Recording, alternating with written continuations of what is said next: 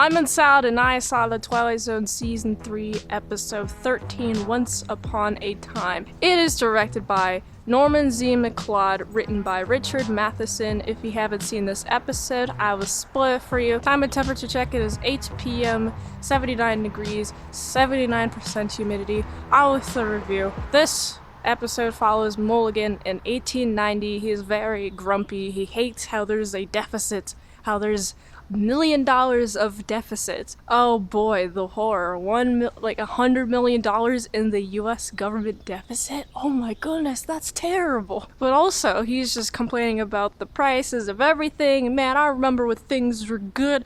I remember when things were reasonably priced. He's just complaining, and there's a scientist man who creates a time helmet. He notices, he's like, I'm gonna go to the future. Everything's gonna be all great in the future. And I love the style designation between 1890 and the 1950, 1960s era, because in the before he goes and time travels, completely in silent, he's just doing the bop into the music, right? You got the music, you got the silent time cards or silent word cards, and they're there and they're popping up. And I really like the music. The freaking piano's like going insane. I'm like, oh my goodness, the insane piano. Instead of the scientist who created the time helmet using the time helmet, Mulligan uses the time helmet, and it works. It sends him to the time period in which he needs to be, which is 1960, and he looks around, he's like, oh my goodness, everything's so much more expensive. This is terrible. Oh, it's so loud. He's like scurrying about.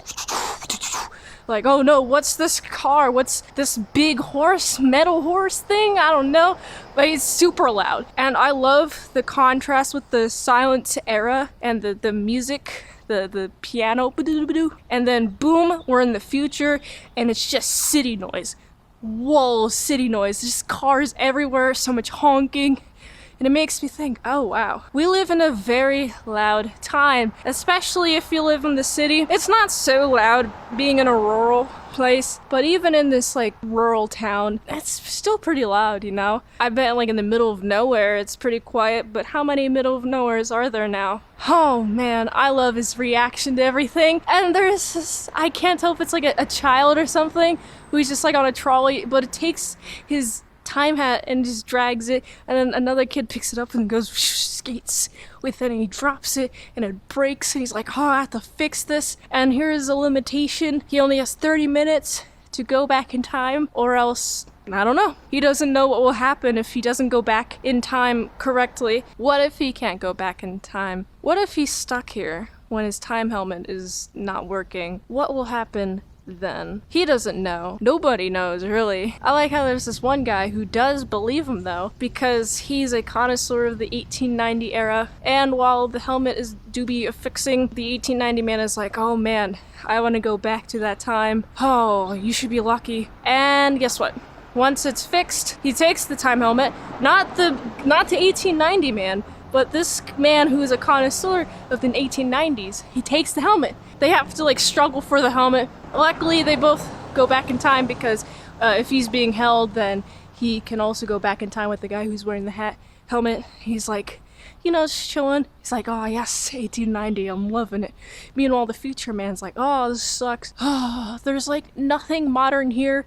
This is terrible. I want to go back. And then he goes back. And here's the lesson. Everybody fits in their time in which they need to be in that time. And if you take somebody out of time and put them in a new time, it's going to be a terrible time for them and then everybody involved. You can't just put a barbarian in modern society, okay? A barbarian, he's not going to respond well. A Viking who still has to do the fights in order to live, fight to the death in order to live. Yeah, that's not the society anymore. So you can't take people out of their time.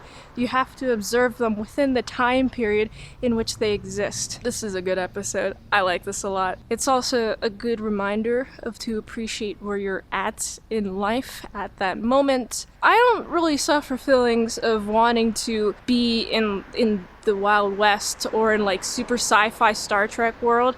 I feel pretty comfortable just hanging out in this 2025 dating this video. this 2025 world is chilling.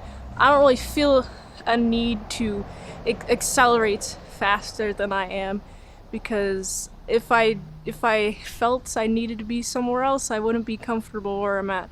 And ultimately, the goal is be comfortable where you're at. Good acting on everyone's part. Great style choices using the sound. I gotta give this, it's like an 8.4 out of 10.